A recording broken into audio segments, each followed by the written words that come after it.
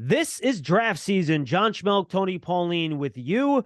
We are now just under 3 weeks from night one of the 2023 NFL draft. And today we have some news, we have some pro day stuff, but we're going to push that aside for the next 2 weeks.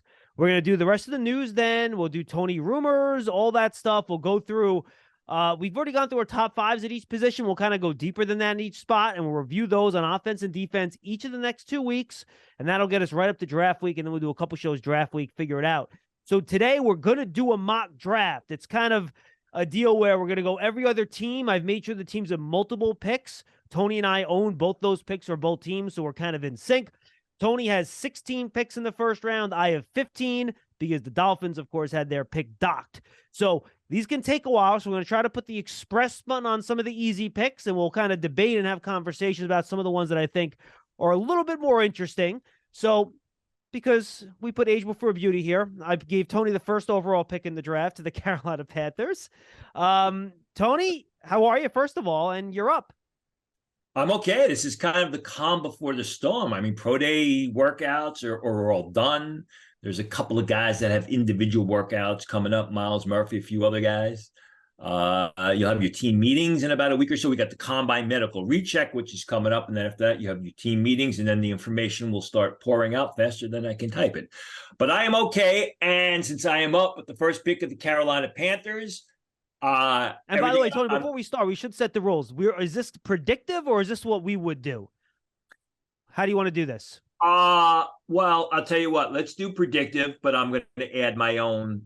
I wouldn't do this here or whatever. Perfect. That sounds good. All right. So with the Carolina Panthers, I mean, everything I'm hearing is it's going to be C.J. Stroud, the quarterback from Ohio State. Coach Frank Reich is really enamored with Anthony Richardson. I don't know that Bryce Young is factoring in as much as people are mentioning.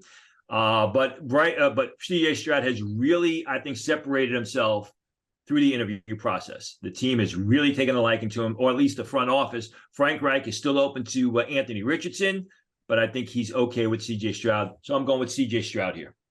Okay. I think that's a good conversation to have, and I think that leaves Bryce Young for the Texans. I know Lance Zierlein just had a mock draft, and he's really locked into Houston, and he did not have them picking a quarterback here, which I would find really hard to believe.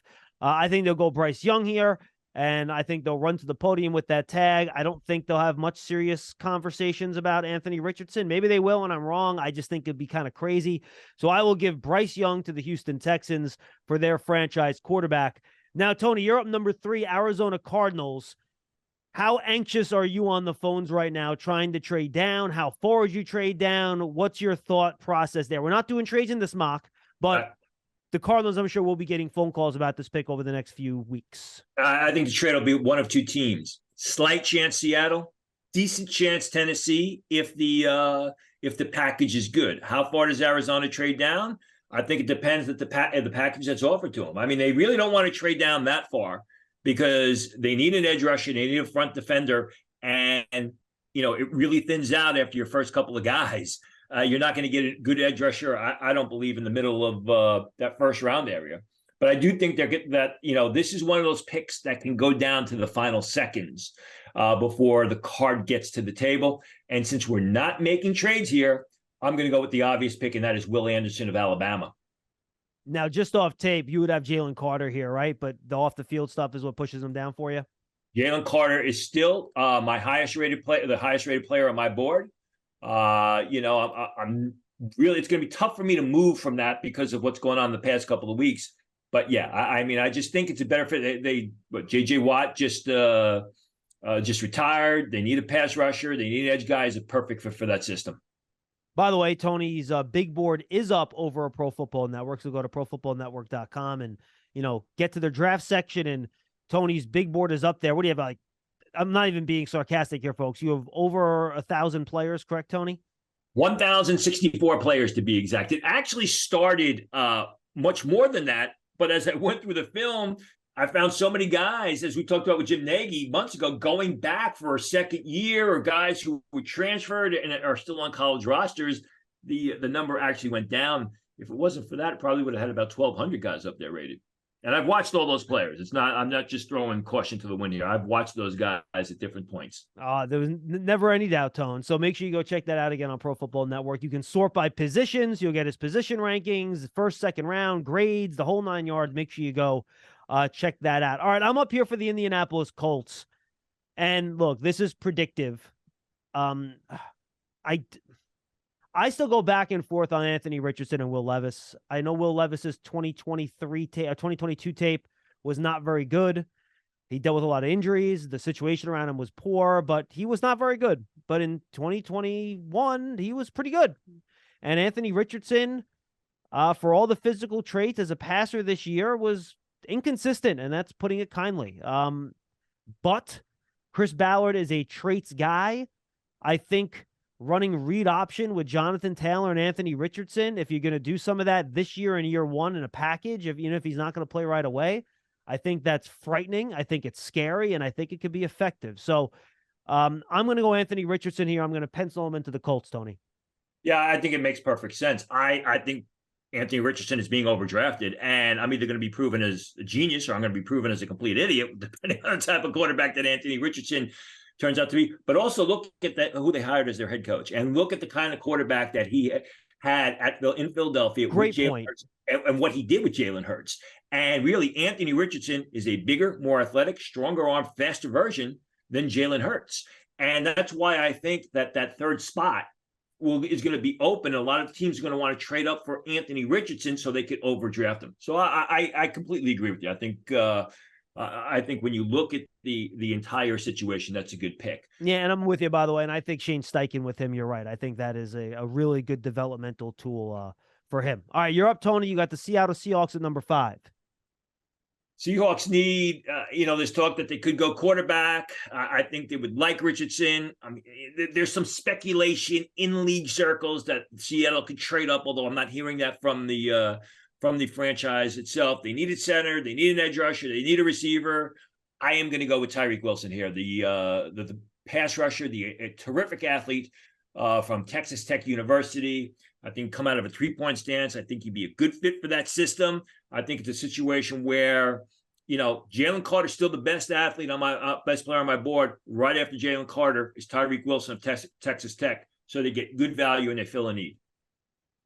Yeah, look, I'm with you. I think that's the way to go here. Lions up in number 6 here, Tony. And this is where it gets tough. Mm-hmm. I'm not going to lie to you. All my guys on I have my big draft board here. I have all color-coded. All my guys that I have blue and red at the top of the draft right now are gone, except for one guy. But now that guy has some issues off the field, and I really would have liked to put him with Pete Carroll in Seattle because I feel like they know how to deal with, guys that are a little bit difficult off the field. We saw that with, Michael Bennett back in the day, for example. But look, I think Campbell in Detroit has a way to deal with players. I think they have a very good culture there. You have Aaron Glenn, a former player, as a defensive coordinator. I'm going to give him Jalen Carter. I think he's the pick here. I don't think Detroit lets him go.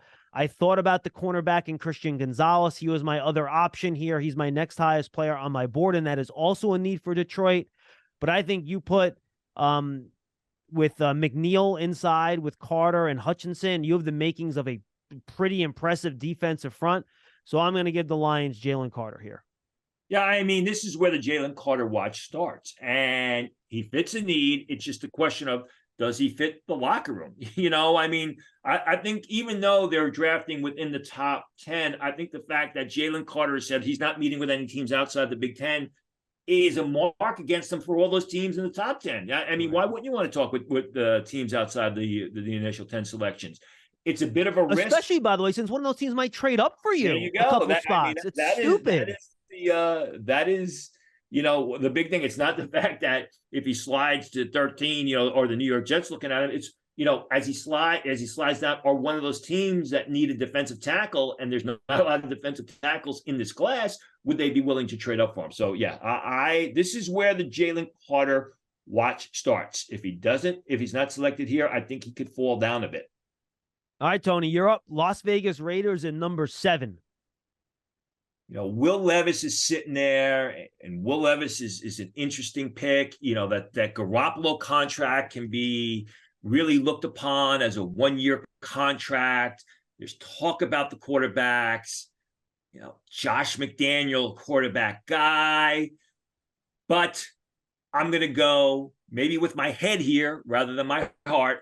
I'm going to say Paris Johnson, because you also need offensive linemen. And, regardless of whether it's Jimmy Garoppolo in 2023 or it's another quarterback down the road, they really need to build that offensive line. I think Paris Johnson can play left side. You can kick him inside. I think he's, hands down, he's the best offensive lineman in this year's draft. I think he's worthy of a top 12 pick, top 10 pick. Probably breaks the heart of a couple teams afterwards, especially the Chicago Bears, who would love to have him. But I'm going to go with Paris Johnson here.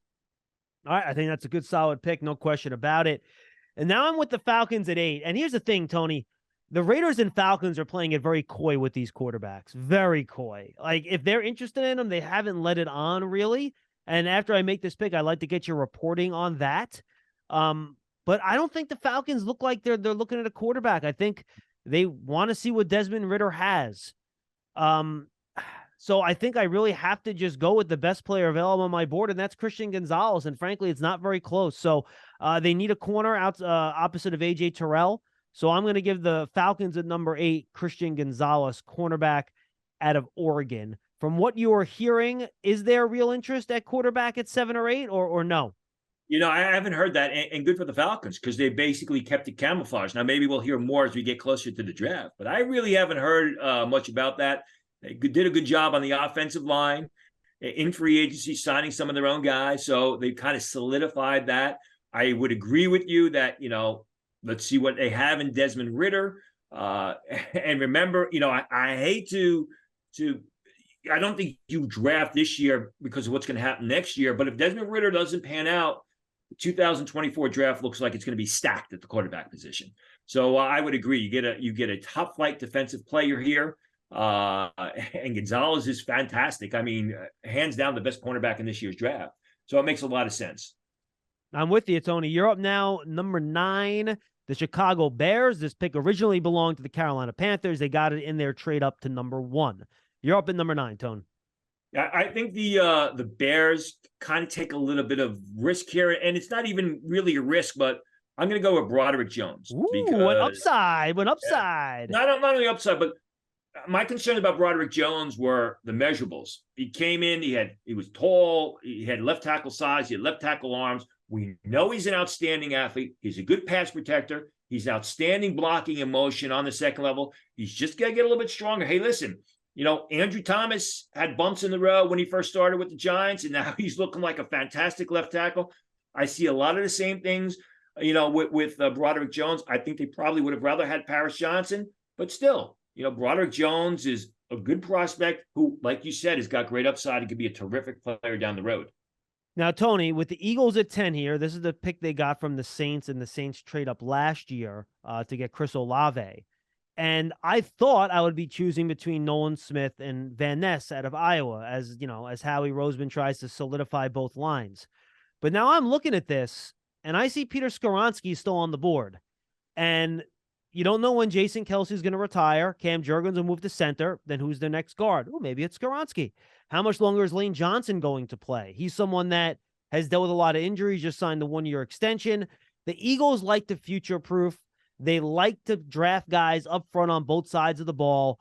So I thought about the pass rusher. I think this is a deeper pass rusher class. The Eagles can get a pass rusher at 30. They can get one in the second round. So I'm going to give them Skoronski out of Northwestern as a guard tackle swap type of guy here that just kind of solidifies what the Eagles have on the offensive line. And you probably just broke the heart of the Tennessee Titans. I did. But yeah, I mean, that is definitely how, Harry Roseman type of guy. You look at their offensive linemen, they're tough, they're gritty, they're fundamentally sound. And that's everything with Skoronski, who, not too long ago, people were projecting as a, top 10 pick. We're right there at the 10th spot. Probably the only reason he doesn't go earlier is because of those short arms, which is legitimate. No question. All right, Tony, you're up at number 11 for the Tennessee Titans, who still maybe need a quarterback. All these quarterback teams are going to you. What do you think? Yeah, I mean, you make a good point. And there, like we said, there is talk that they could trade up. I think they would prefer Anthony Richardson. I just do not like Will Levis. at this spot because I still think it's overdrafting him. When you look at their board, they need offensive linemen. They need an edge rusher. They need a speed receiver. There's no offensive linemen still left that are worthy of being selected. Speed receiver, no. So I'm going to go with Miles Murphy here to fill out their needed edge rusher. A guy who has had some injuries, is probably worthy of being a top 10 pick. I think his needlessly falling down draft boards. And when you look at the way the Titans play their system, I think he's a terrific fit on the edge there. I think he's got a high amount of upside. I think this is a real good fit for them. Yeah, I see him as well. We haven't talked a bunch about Murphy, I think, Tony. So let me just ask you. I see him almost as more of like a power hybrid guy. He's not like your, super bendy guy that I think on the edge. He's already almost 270. You expect he's going to get a little bit bigger. Is that how you view him as well? I think he's a super athlete. I think he can play out of a 3-point stance. I think he can stand over tackle. You watch him. He's great explosion up the field. He can change and change direction, make plays in pursuit. He's got to get a little bit stronger. He's got a good amount of upside. He's just got to get to that point. And when you look at them, I mean, they play sort of a 3-4 system. They signed Arden Key in the offseason. They got Harold Landry there, but still, I think Miles Murphy improves that area immediately for him. All right, let's get to the Houston Texans here, number 12, Tony. And I look at this in two different ways. They want to help their franchise quarterback, Bryce Young, that they just selected second overall. But at the same time, DeMeco Ryans is their head coach. What is DeMeco Ryans? He's a defensive guy. And the Texans could use some help, I think, in the defensive backfield, right? They drafted Stingley last year, but besides that, what else do they really have back there? So I'm kind of looking at either the top wide receiver or the top cornerback. Maybe a pass rusher here. If you want to talk about that, I think you can have that conversation too. But, you just took Miles Murphy. I mean, you could think about Nolan Smith in this spot. I think that's a conversation. Boy, that's a really good question. Look, the way they like to play that system with San Francisco, where DeMeco Ryans came from, they want to beat people up at the line of scrimmage, right? They want big physical guys that are going to knock you around. So I know he's probably better in a press man system, but they do like to press the line of scrimmage. So I'm going to give the Houston Texans Joey Porter Jr. in this spot. Yeah, and Porter Jr. is my second-rated cornerback. So, I mean, it makes sense as far as I'm concerned because your top-rated cornerback in Christian Gonzalez is off the board. I mean, the only thing I would say is they drafted a cornerback early in last year's draft. They haven't gotten the returns on him. Granted, it's a different head coach. It's a defensive-minded head coach, but in a lot of ways, it makes a lot of sense. Now, let me ask you this. And the other thing I thought about, too, I think Jackson Smith-Njigba is the best wide receiver, but I wonder how much they're counting on John Mechie coming back. And he's kind of your middle of the field possession guy. I wonder if there's some overlap there with Smith-Njigba a little bit, which is why I thought about Quentin Johnson, but I just think Joey Porter Jr. is a better player. So that's why I gave him Porter Jr. Yeah, I don't think you're going to pass on Smith-Njigba because you're waiting for Mechie to come back. Because I think that while I like Mechie, smaller guy coming back from that injury, Smith-Njigba is way up here. If you want a receiver, you want to improve your receiving core, you're taking Smith-Njigba. The only question is, how highly do you have Smith-Njigba rated compared to Joey Porter? I've got Joey Porter rated, a bit higher, and he's better value here than Smith. Yeah, that's what I was down to Smith-Njigba and Porter. I went Porter. Houston fans will probably yell at me, but that's okay. All right, Tony, you're up at number 13 with the Jets. It's funny because the Jets really don't have a lot of needs when you look at the team. I mean, they have a lot of needs on the offensive line, that's for sure. But I think any offensive lineman is going to be a reach here. They have a need at safety. I don't think you can take Brian Branch as much as I love him due to that 40 time at the combine. All three of those offensive linemen are gone, man. Not good for the Jets. No, and that's the way it's going to be because it's feast or famine. Once you get past those three guys, I mean, your next offensive lineman is maybe one of the centers or whoever else. The Jets lost a couple of defensive tackles in the offseason. They got Quinnen Williams. They got Solomon Thomas, who showed some ability last year at times, showed some flashes. You talk about, a defensive coach. Robert Saleh is there. I'm going to go with Brian Brise here from Clemson. I think for a couple of reasons. Number one, I think he's definitely He's definitely a Robert Saleh type of player. I think get along well with Quentin Williams. I think, the athleticism. You got to kind of dismiss what you saw in 2022 because of all the situations, all the issues that Brian Brise was facing, none which were his own, none which were brought on by himself.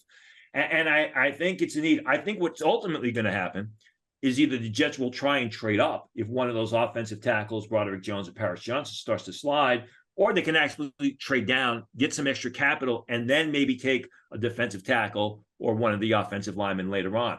But since we're not doing trades here, at 13, I'm going to go with Brian Brise. All right. Tony, high on those Clemson guys, and they seem to be sliding a little bit on the consensus board, but Tony's sticking with them here with Miles Murphy at number 11 to Tennessee and Brian Brise 13 to the Jets. All right, Patriots at 14 here, Tony. That goes to me.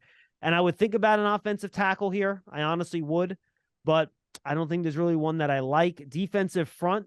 I mean, these guys are flying off the boards here. I'm looking at my board, and my next, defensive lineman is Kalijah Cansey, and I don't think this is a little too early for him for me. So Bill Belichick loves tough, versatile cornerback. So I'm going to go Devin Witherspoon, and I think Bill Belichick's going to love the fact that he's a student of the game. He reads things very well. Even though he's not the biggest guy, he's physical. He can play man. He can play zone. So I'm going to go Devin Witherspoon here, cornerback out of Illinois to the Patriots at 14.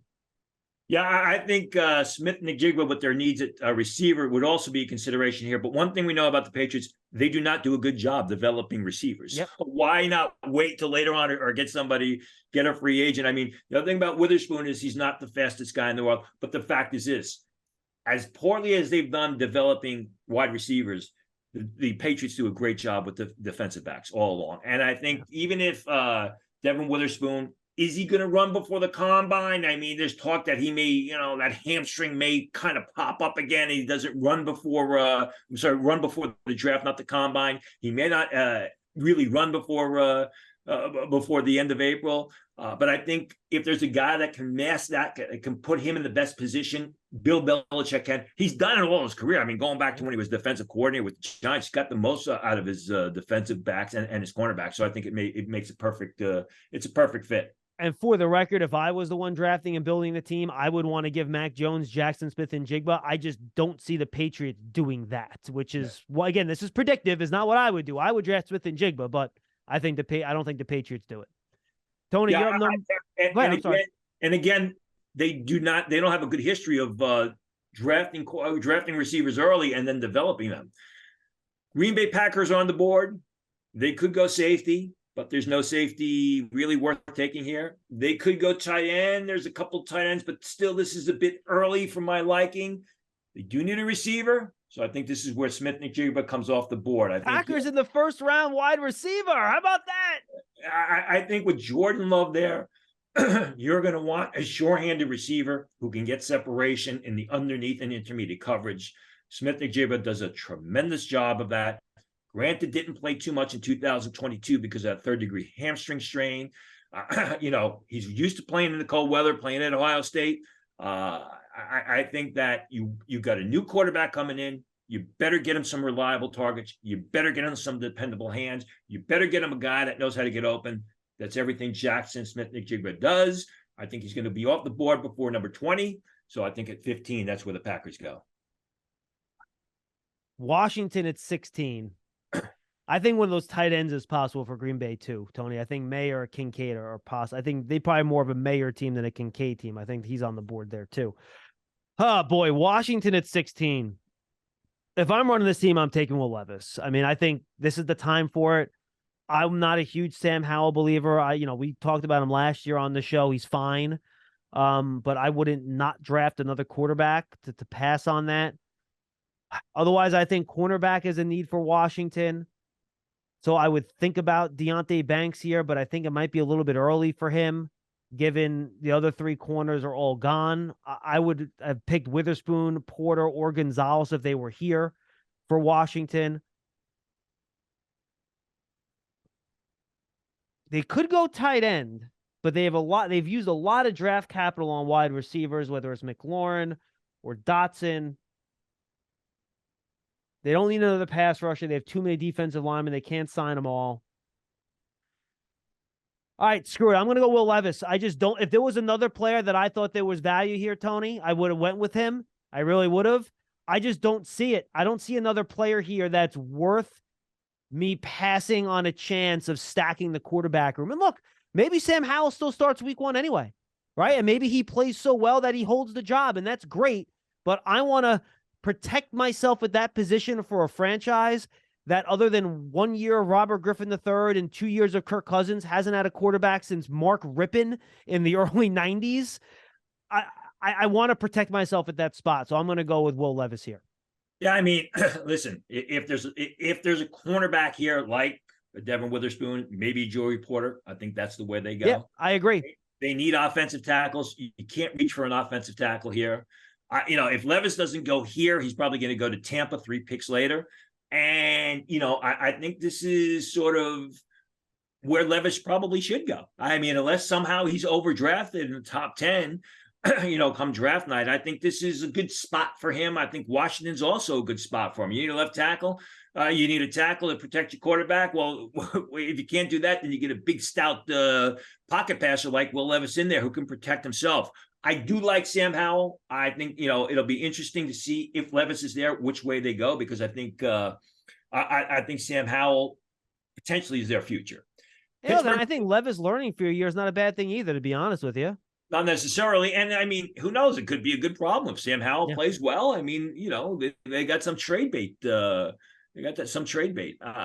Now the Pittsburgh Steelers are up, and the Steelers are sort of in a similar situation. Could use a defensive tackle. Could use an offensive lineman. I mean, all the offensive tackles are basically off the board. Yeah, Darnell Wright feels like a Steeler tackle to me, Tony. He's big, he's nasty, he's physical. Darnell Wright out of Tennessee, he just feels like a Steeler tackle to me, but this might be too early for him. Yeah, on my board, it's way too early. I mean, you look down, where else could the Steelers go? Defensive tackle, most of the defensive tackles are gone. And by the way, folks, do you know why this is tough now? We don't have many first-round picks left on our board. This is where it starts getting tough. Cornerback, I like Deonte Banks. Excuse me, but 17 is still a little bit early. Would you consider Brian Branch in this spot? Yeah, offensive lineman. I mean, Osiris Torrance, it's still kind of early. Looking at the board, looking at the type of player that they like, I'm going to make a surprise pick here based on something that I was told a Michigan Pro Day, and that surprise pick is going to be Mazi Smith. Now, why do I say Mazi Smith? Because he is your tough, in-your-face, punch-in-your-mouth type of defensive tackle. He's got size. He's strong. He's a gap occupier. He's a real good athlete, and I got nobody else to pick. But I think Mazi Smith is going to be a first-round pick, whether it's here, whether it's New Orleans as we close out the first round. And really, I mean, I don't see them taking Brian Branch here, even though I've got Branch graded higher than Smith. Go back. Could it be Osiris Torrance? Possibly. But that's basically it. I mean, I don't see them going in any other direction. Maybe Deonte Banks, who I have higher rated, but I'm going to go with need here. I'm going to take Mazi Smith. All right, let's go to the Lions at 18. I think you ran through their options really well there, Tony. Lions up again. Remember, with their first pick, they picked Jalen Carter out of Georgia. So, all right, I'm taking a look at this now here, Tony, at 18, and I'm looking at two different players. I'm looking at Deonte Banks, the cornerback out of Maryland. They need a corner to play across from the player from Ohio State they picked a couple years ago, Okudah. Or I'm thinking about a wide receiver. Do I have someone that can complement Amon-Ra St. Brown a little bit in the way he plays? Or do they pick a tight end to replace TJ Hawkinson? I think that's an option here as well. Remember, they traded him to the Vikings. They don't have a starting tight end. So I think you're looking Michael Mayer. I think you're looking Deonte Banks. I think you're looking maybe Quentin Johnson, who would be the big complement to Addison. I think Dan Campbell gets into his tight end friend zone here a little bit, and I think they want to continue to run the ball. They have a good offensive lineman. He'll help there.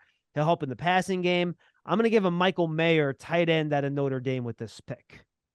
And he's definitely a Dan Campbell type of player. I mean, he's not the speedster. He doesn't really improve the speed, but I think the overall package, that's what Michael Mayer is. And, he's a Dan Campbell type of player. He played Dan Campbell's position. So, I think from that point of view, it makes a lot of sense. All right, you're up for 2 in a row here, Tony. You got Tampa at 19 first. Then you have your second pick with Seattle. So Tampa at 19. Go ahead. Tampa 19. I mean, obviously they need a quarterback. If Will Levis is there, I think it's a great fit. Will Levis is not there. They need offensive tackles. Really no offensive tackle. Could they take the right kid from Tennessee here? I mean, potentially when you look at their depth chart, their right tackle is Tristan Wirfs. Obviously, he would have to move to the left side. The other team needs that they have, they need a defensive lineman. They need a safety cornerback type. And I'm going to go here with Brian Branch, one of my favorites. I think this is a good spot for Brian Branch. I think he's a guy that can play nickel for you. I think he's a guy that can, they have a free safety there in Antoine Winfield. But I think if you're looking for a guy who can play over the slot receiver, I think it makes a lot of sense. I think it fills a team need. And really, the only reason that Branch isn't a top 15 pick was because of that poor 40 time at the combine. 4.58, by the way, just for the record. You look at the film, he stands out. His position drills during the combine were exceptional. Didn't run well the 40, but he picked it up during the combine position drills. So I think this checks a lot of boxes. And I'm going to go Tampa Bay taking Brian Branch, the safety nickel hybrid safety cornerback, whatever you want to call him, just a real good football player. Hey, look, and I think he's a good tackler at the line of scrimmage too, Tony. If you play somebody in the slot, you play him around that box area, they have to be able to support in the run game and tackle. And he's a Nick Saban player. He's willing to get in there and get his nose dirty and tackle too. Yeah, absolutely. And I think he's more athletic than many of the recent Alabama safeties that come out. He's got terrific ball skills. I mean, that's forget about the combine position drills. Just watch the film. Seattle Seahawks. I mean, this is easy for me anyway. The first pick, by the way, was Tyree Wilson. Correct. For me, this is easy. It's going to be Quentin Johnson, I think, here. They need a receiver. They've had success with the, bigger receivers in DK Metcalf. Quentin Johnson ran a 4.46 last week during his pro day, which was a real victory for him because there was talk throughout the process that he was running 4.6s and he was running 4.5s. Obviously, you want to add another weapon for Geno Smith. He has to learn the nuances of the position. He's got to do a better job catching the ball with his hands. He's got to improve his route running. But this is the type of bigger, more athletic type of player that Seattle has had, a lot of success with during the Schneider, Pete Carroll era. So I'm going to go with Quentin Johnson of TCU with this selection. Yeah, you cut out there for a second, Tony. What did he run on his 40 pro day? It was I heard anywhere from 4.46 to 4.52. That's which is much better than a lot of people expected. Yeah, no question about it. And again, we talked about his catching, too much body catching, but he's really good after the catch. And I think it certainly will help Seattle. He can complement DK Metcalf, and frankly, he can learn from DK Metcalf, who's a bigger, taller wide receiver. DK Metcalf much thicker than Quentin Johnson, obviously, but he can maybe learn from him a little bit. All right, Los Angeles Chargers at 21 here, Tony. And look, I think they're trying to help the quarterback.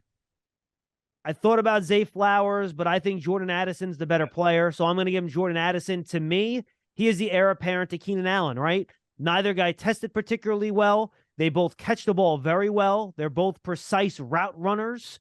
And and Allen's a little bit thicker, but he's not the biggest guy either, right? So I'm going to go Jordan Addison here to the Chargers, who will play with Keenan Allen this year, but he'll eventually be Keenan Allen's long-term replacement with Justin Herbert. And Addison is probably a little bit faster than Keenan Allen was coming out of college, and he's an exceptional pass catcher. I mean, we talk about, Jackson Smith-Njigba and his great route running and his ability to separate. Well, Jordan Addison is not far behind. And, you're giving Justin Herbert another weapon, and you improve Justin Herbert, you're going to improve that team. So it just makes complete sense. Baltimore Ravens are up. The Ravens are a team that seems to be eternally looking for a receiver or a cornerback. Here I am going to go with Deonte Banks. This is a little bit earlier than I would like Banks to go, but I think it makes a lot of sense.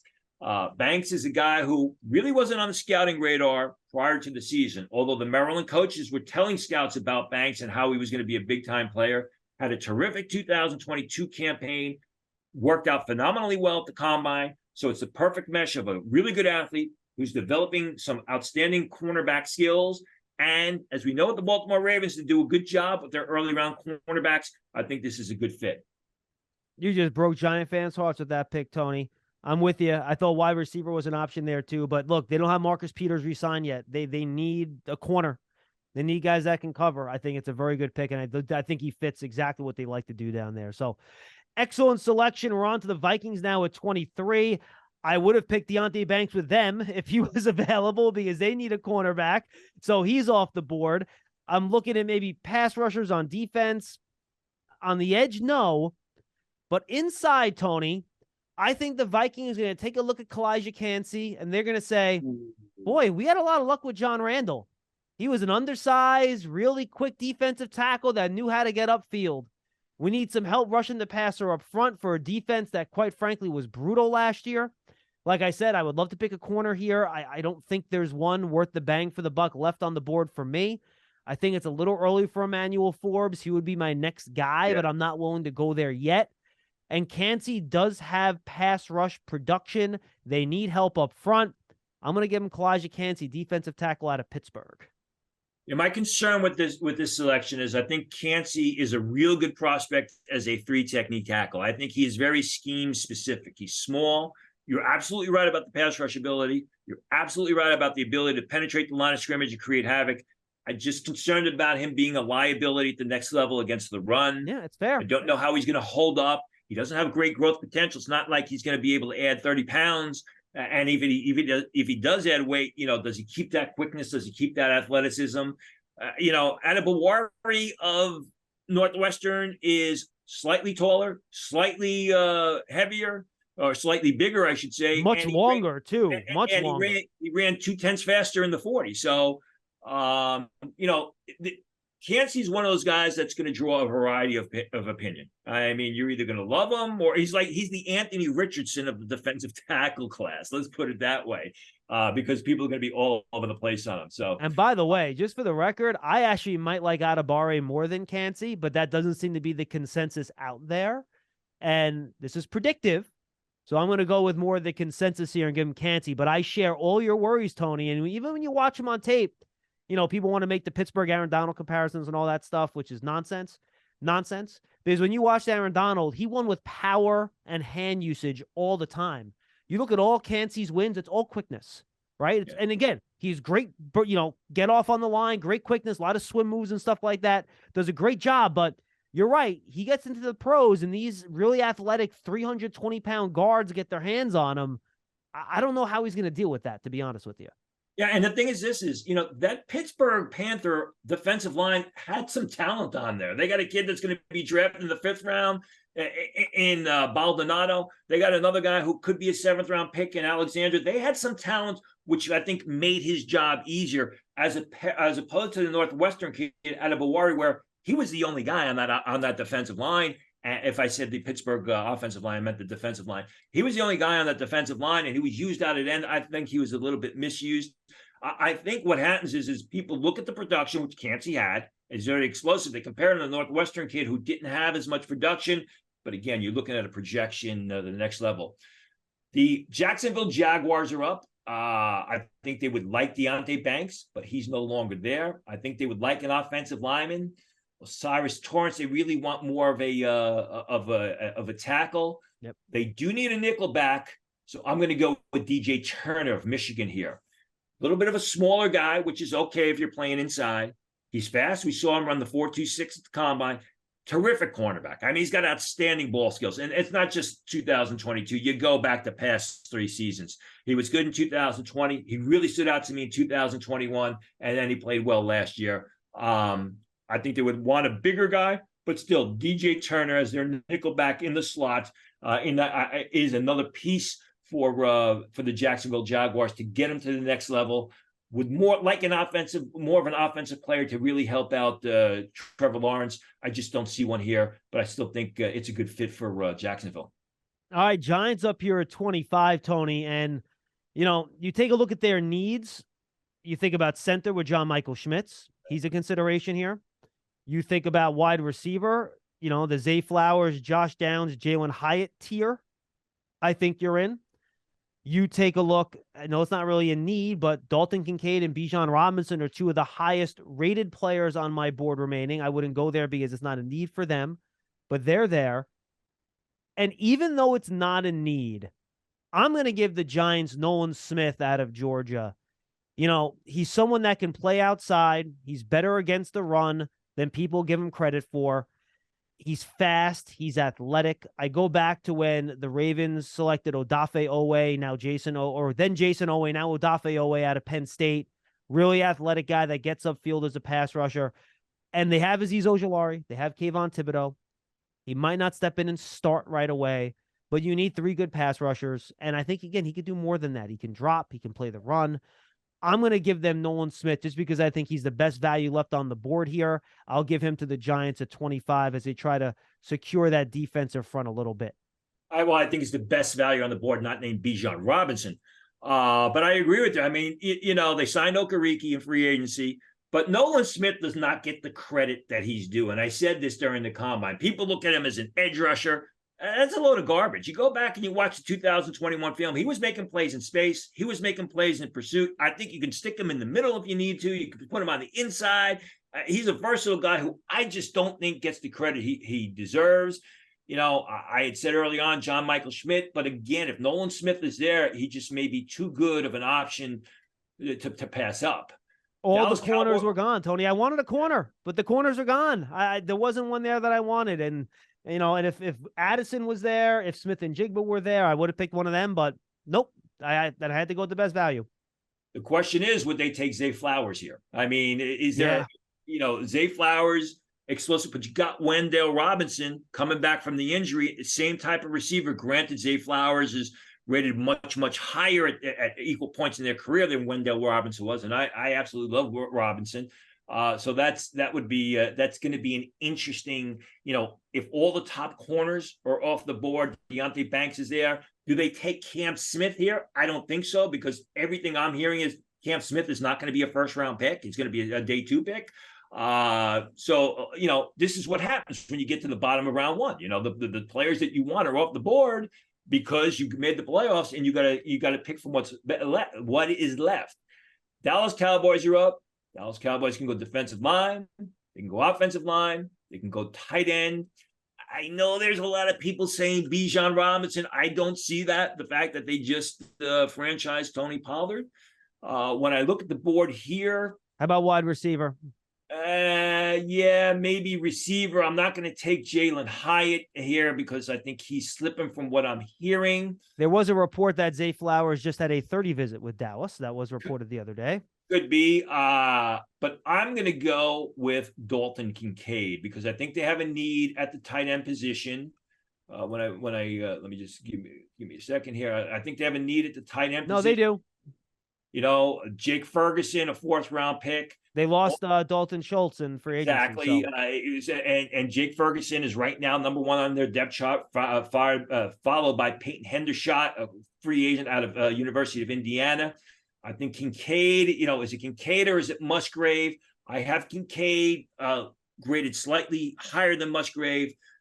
Reported earlier this week, Kincaid had that small fracture had a fracture in a small bone in his back. Didn't work out at the combine, didn't work out at Pro Day. Kincaid's schedule, as far as I know, is full with official 30 visits. So what he's going to do is sometime later this week, he's going to do a workout and he's going to film it, and they're going to send it to teams around the league because there's really no time for him to schedule a workout.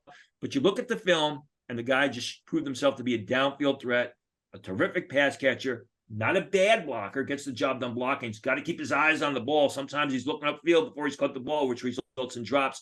So I think it fits the need. It's another weapon for Dak Prescott, and he's just a real good football player.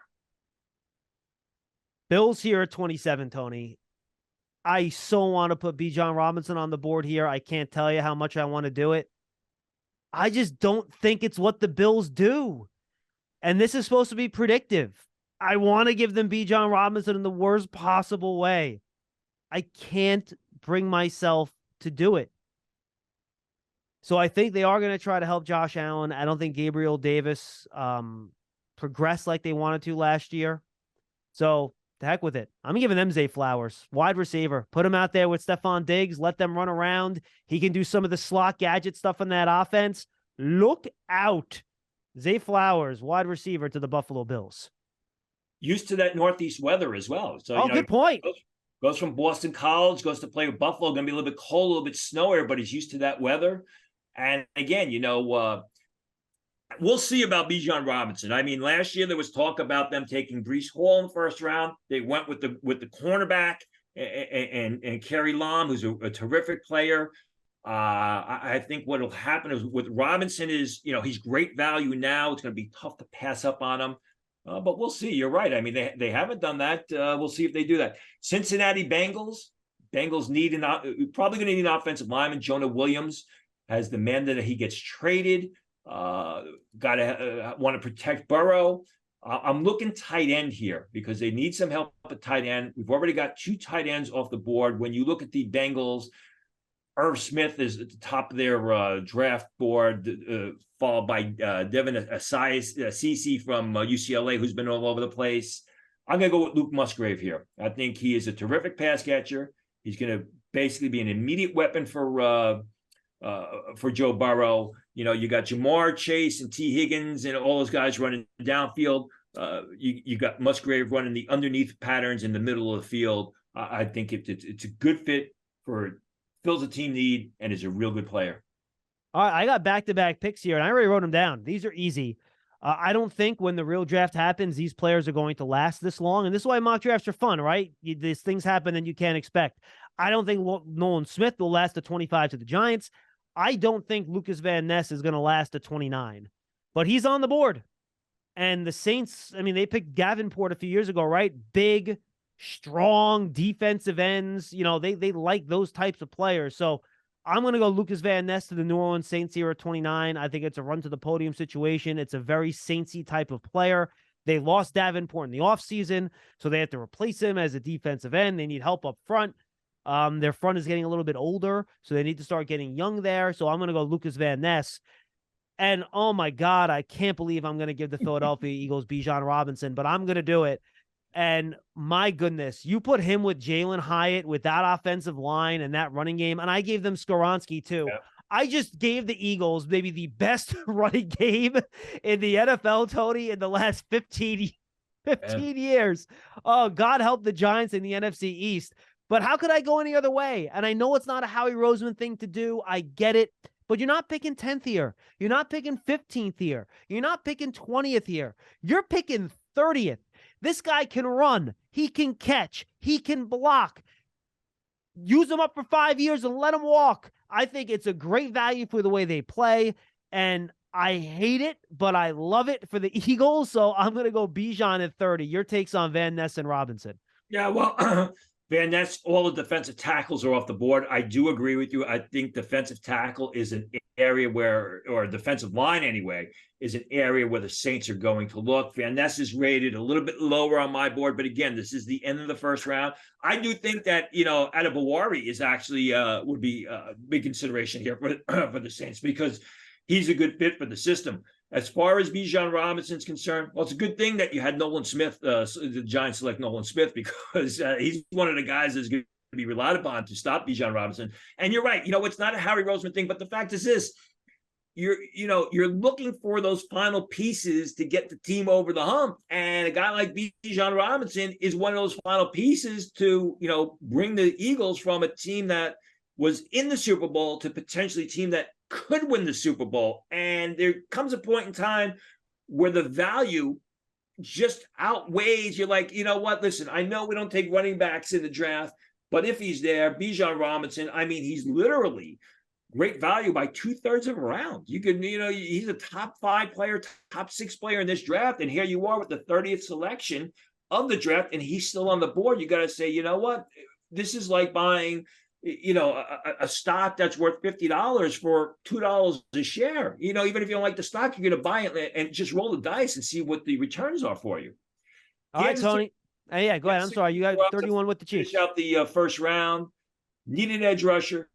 Need an offensive tackle. I think Darnell Wright would be a consideration here. They did take Karlaftis last year. I look at their draft board. They got Juwan Taylor, who they signed to big money. They got Lucas Nyang, who is a good player that they selected in the 3rd round last year. I'm going to go with BJ Ojolari here for a couple of reasons. Ooh. He's a terrific pass rusher. He is basically the sort of one gap, smaller but athletic type of guy that the Chiefs really like up front. You think of the deep Ford, you think of all the guys that they've had in the Heck, past. Tony, think Steve Spagnuolo with Osi Umenyiora back with the Giants, right? Like same type of guy. Yeah, and again, maybe a receiver here. Jalen Hyatt still on the board, which I think is going to happen come draft day. But I think Ojolari right now is the highest rated player on my board. He fills a need, and it makes the most sense. All right, I'm with you. Now, let's go through our best players that did not get selected before we say goodbye, Tony. I'm going to list some guys out to you. You talk to me about him. We've already mentioned Adebawore a couple times. I think he's one of the guys that is right in this area. The two linebackers, Trenton Simpson and Drew Sanders. Your chance either one of those guys goes in round one? I tend to doubt it. Sanders had a great pro day. He alleviated some of the concerns that people had about him, about the athleticism and the ability to drop into space. But I don't think they end up in the bottom part of round one. Okay, how about the next corners? Emmanuel Forbes and Cam Smith and Keely Ringo. Yeah. I mean, Forbes is a smaller guy. I never had him graded as a first round pick. As we talked about, Cam Smith is falling down draft boards because of a few different issues. I doubt he's going to be a first round pick. And I don't know how you take Keely Ringo in round one. Totally agree. Offensive lineman, you mentioned Darnell Wright. I thought that would have been a fine pick for the Chiefs there. You're in the neighborhood. Anton Harrison, another guy, another tackle a lot of people really like. DeJuan Jones, the big right tackle out of Ohio State. And then Osiris Torrance. We didn't have a center or a guard. Him or John Michael Schmitz. Neither one was on the board there in the first round. Yeah, I mean, again, Torrance, I think, would be a good fit for Pittsburgh, but do you take him in the middle part of round one? I would not. How about John Michael Schmitz? You surprised he didn't get into round one? No, because there were so many, I think John Michael Schmitz right now is rated as like the 42nd player on my board. I mean, I like him. I don't have a solid first round grade on him. I think if you're taking John Michael Schmitz in the first round, you're getting a good player, but it's more of a need pick than a value selection. Yep. And then you have Harrison and Jones. You have them as second round guys, the tackles? Both of them as second round guys. I tend to doubt Anton Harrison. I mean, maybe he could because he's probably the best left tackle on the board. DeJuan Jones is really falling down draft boards for a couple of reasons. We saw him at the Senior Bowl.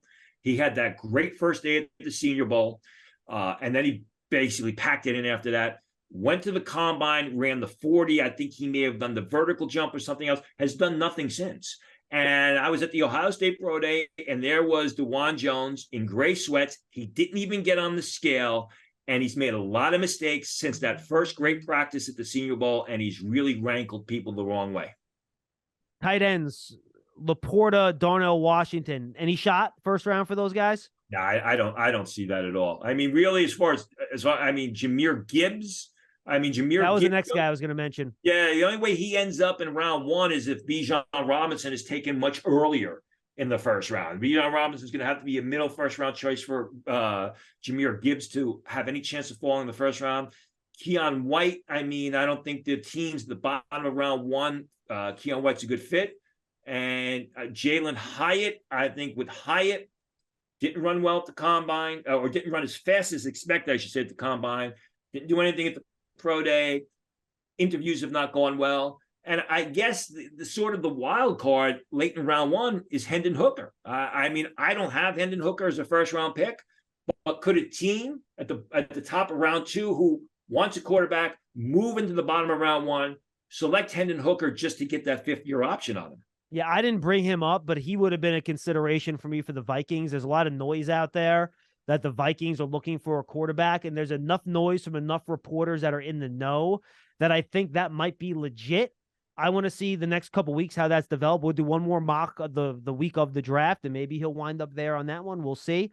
But I think that's one of those kind of late first-round landing spots. Finally, Tony, any other wide receivers that you think could sneak into round one, or you think we hit them all? Mentioned Jalen Hyatt. I think it's 50-50 right now if he's a first-round pick. Kayshon Boutte, I don't think he's a first-round pick. Josh Downs? I'm sorry? Josh Downs? Yeah, I don't think he's going to get consideration. I mean, the only other player who may slide into the late part of round one is Will McDonald, if you're really looking for an edge rusher, but he's got a bit of a skinny lower half, and you're going to have to decide how to use him. You mentioned one thing that Minnesota Vikings, Dorian Thompson Robinson in day 2. Keep an eye on that. I know a lot of people like him, the quarterback out of UCLA, so keep an eye on that. All right, Tony, before we say goodbye, what are you keeping an eye on over the next week or so before we have our next episode next week doing offensive prospects kind of outside of the top 5 at each position? Well, I mean, there's not a lot going on. Players are going to be making the official 30 visits. The combine medical recheck will be happening in about 10 days. You got to keep an eye on that, especially the Sean Tucker story, which we talked about before. Sean Tucker, the running back from Syracuse, a lot of people, including myself, thought would be a middle round pick. Did not fare well at the combine medical. They did not let him work out. He did not work out at pro day. He's going back for the combine medical recheck. This is critical for him. If he doesn't get the thumbs up, you're going to see Sean Tucker fall out of the draft. And then, what will happen is the final draft meetings will take place 2 weeks before the actual draft itself. And that's when the information will really start to spill out. What's the value of these 30 visits, Tony, as they start to, get going around the league, like pretty much right now?